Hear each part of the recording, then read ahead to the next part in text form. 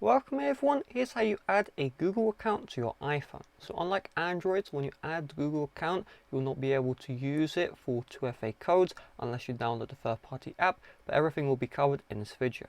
So to add a Google account, you want to open up the Settings app, then you're going to find Mail, then you're going to find Accounts, and then you're going to see here, Add Account, just tap on Add Account. If for whatever reason you don't see this Add Account option here, that means you're running the older iOS firmwares.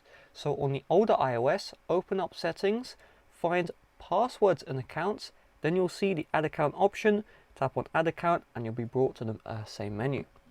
So from here, you're going to tap into Google, and you'll be brought to the sign in where you enter in your Google account details. Once you've done this, you'll have your Google account added to the Mail app.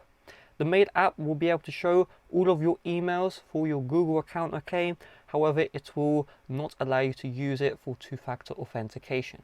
If you want to use your Google account for two-factor authentication, load up the App Store and then download the Gmail app.